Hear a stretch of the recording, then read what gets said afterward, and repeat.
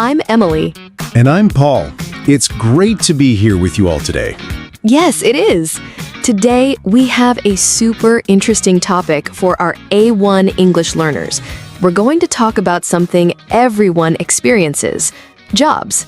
How to describe what you do, your daily work, and even what you hope for in the future. It's going to be fun. That's right, Emily. Talking about your job is a very common conversation, and it's so important to know how to share about it. Before we start, please, if you like our episodes, share this video with your friends. Subscribe to our channel if you haven't already, and give us a big thumbs up. It helps us a lot. Yes, please do. Your support means the world to us. So, Paul, are you ready to dive into the world of work? Absolutely, Emily. Let's get started. Okay, so let's imagine someone asks you, "What do you do?" How do you answer, Paul? Good question, Emily. The easiest way is to say your job title. For example, I can say, I'm a teacher. Simple. Yes, that's perfect. Or you can say, "I work as a designer." See? Very clear. So, Paul, what is your job title? I'm an English teacher, Emily. I love it. What about you? I'm a presenter for Mr. English Channel, and I also work as a content creator. It's a fun job. That's great. And sometimes people want to know about the company. So you can say, I work for a marketing agency. Or if you work for yourself, you can say, I'm self-employed. Exactly. Like me, Paul, sometimes I'm self-employed. It means I am my own boss. Yes, that's nice. And what about your responsibilities? What do you do every day? Ah, yes, this is important. You can say, I manage social media, or I help customers every day. It tells people what your job involves. Right. So if someone asks me about my responsibilities, I can say, I prepare lessons and teach English to students. That's my main task. Good example. And we have some useful expressions here. You can say, I'm responsible for. For example, I'm responsible for planning the classes. Yes, that's a good one. Or, my main task is. For me, my main task is to make learning English fun. Oh, you do a great job at that, Paul. Thanks, Emily. Another useful phrase is, a typical day at work looks like. This helps you describe your daily tasks easily. Yes, exactly. So if I say, a typical day at work looks like teaching 5 classes and grading homework, you understand my day. Perfect. So remember, you can talk about your job title, the company you work for, and your responsibilities. Easy peasy. Okay, Emily, let's move on to the next part, your daily routine at work. People are often curious about what you do from morning to evening. Yes, it's interesting to know. So first, you can talk about what time you start and finish. For example, I start work at 9 a.m. and finish at 5 p.m. Simple and clear. What about tasks during the day, like meetings, emails, and other tasks? Oh, very important. Many jobs have meetings and emails. I can say, every morning I check my emails and attend a short meeting. Yes, that's a classic start to the day for many people. And then you can talk about your main tasks. Then I work on my main tasks until lunch. Exactly. And what about breaks and interactions with colleagues? Do you have lunch with coworkers? Do you take coffee breaks? Good point. I can say, I usually have lunch with my colleagues at 1 p.m. Or, I take a short coffee break in the afternoon. It adds more detail to your routine. It really helps to paint a picture of your day. So, a full example could be, every morning, I check my emails and attend a short meeting. Then I work on my main tasks until lunch. In the afternoon, I have a few more meetings and answer more emails.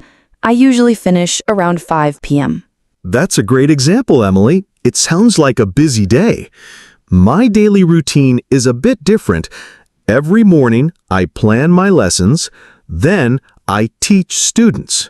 After lunch, I teach more classes and sometimes have meetings with other teachers. I usually finish my workday around 4 p.m. That sounds like a fulfilling day, Paul. So remember, when you talk about your routine, think about when you start and finish, what tasks you do, and if you have breaks or talk to colleagues. Yes, it makes your description complete. Next, let's talk about your work environment. This is where you work.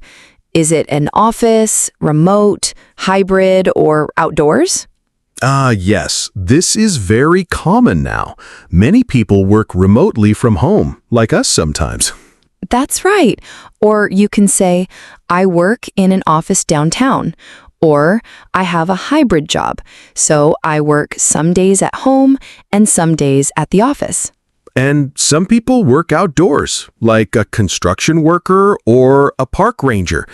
I work outdoors. It's very nice. That's true. And what about the atmosphere? Is it a formal or informal workplace? Good question. A formal workplace usually means you wear a suit and there are many rules. An informal workplace is more relaxed. Maybe you can wear jeans. My workplace is usually informal. We can wear comfortable clothes. Mine too. I love that. And how are your relationships with coworkers? Are they friendly? Do you work closely together? Very important. I can say my coworkers are very friendly and we often help each other. Or I work in a small team and we are like a family. That's so nice to hear. And we have some useful vocabulary for this section, like open space. That's a big office room with many desks, no separate rooms. Yes, many companies have open spaces now. Another word is deadline. This means you need to finish something by a specific time. I have a deadline next week. Yes, deadlines can be stressful sometimes. And we have boss. That's the person who manages you. Coworker, that's your colleague, the person you work with. And client, that's a customer or a company you work for. Then there's team, a group of people working together. Yes, like we are working on a new project. And finally, flexible hours. This means you can choose when you start and finish your workday within some limits. That's a great perk. So remember, you can talk about where you work, the atmosphere, and your coworkers. Now, let's talk about something very personal. Job satisfaction. Do you like your job, Emily? Oh, I love my job, Paul. It's so much fun to talk to our listeners and share English with them. So for me, I can say, I love my job because it's creative and I meet many interesting people. That's wonderful, Emily. And that's exactly how you can express if you like your job. You can also say, I like my job because it's challenging. Or, I like my job because the people are nice. What about the things you enjoy most or least? Sometimes there are parts of the job we don't like so much. That's true. For me, I enjoy teaching the most. It's so rewarding to see students learn. What I enjoy least, sometimes, is grading papers. It can take a long time. I understand. For me, I love interacting with our audience the most. What I enjoy least is sometimes the technical side of things, like editing videos. It's not my favorite. We all have those parts, right? And sometimes people don't like their job, and they would like to change jobs. Yes, that's a very common feeling. You can say, I'm looking for a new opportunity. This means you want a new job. Or, I want to find a job with better pay.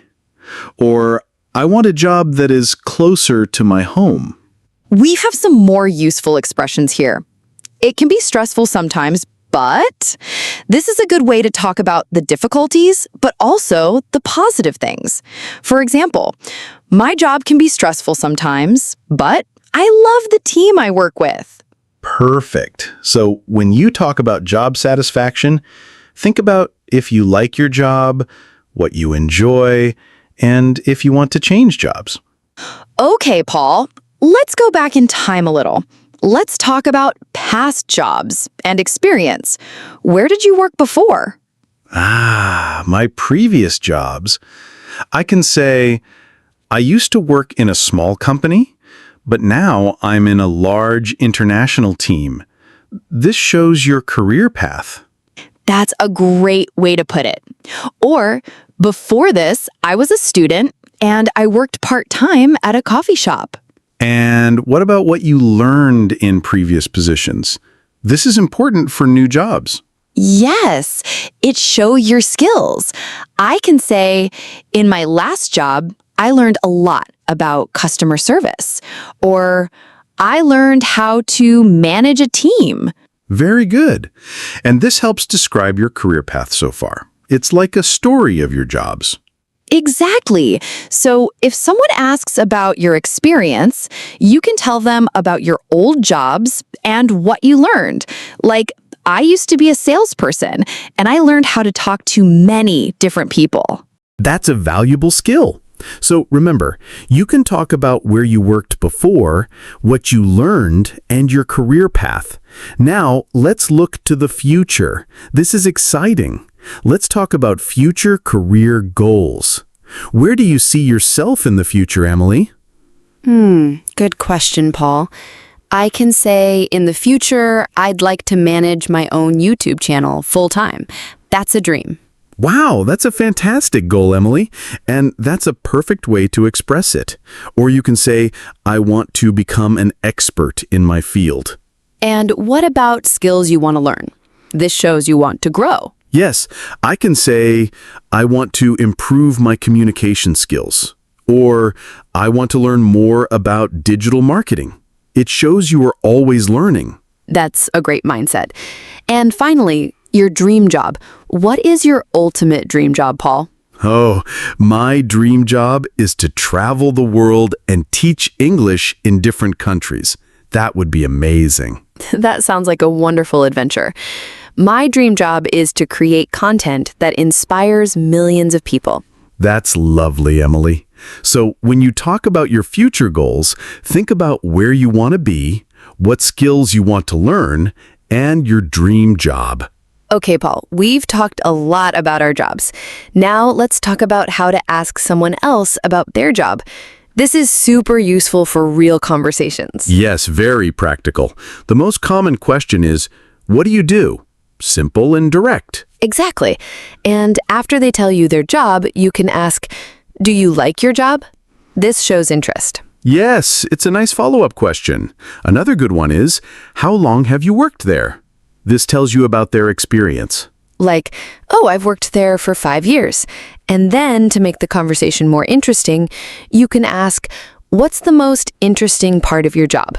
That's a great question, Emily. It opens up for a more detailed answer. Or you can ask, what is a typical day like for you? Yes, or what do you do on a typical day? These questions help you understand their work better and keep the conversation flowing. So, if you meet someone new, remember these questions to start a friendly conversation about their job. Wow, Paul, we covered so much today, from describing your job to talking about future goals, and even asking others about their work. I think our listeners have a lot of new words and phrases now. I agree, Emily. This episode is packed with useful information for anyone wanting to talk about their job in English. Remember, practice makes perfect. Try to describe your own job using these phrases. Yes, and before we go, please, if you enjoyed this episode, don't forget to subscribe channel. Share this video with your friends who are learning English, and leave a comment below. Tell us, what do you like most about your job? Or, if you don't have a job yet, what is your dream job? We love reading your comments and connecting with you all. thank you so much for joining us today on Mr. English Channel. Yes, thank you. And we'll see you in the next episode. Bye-bye. See you next time. Bye.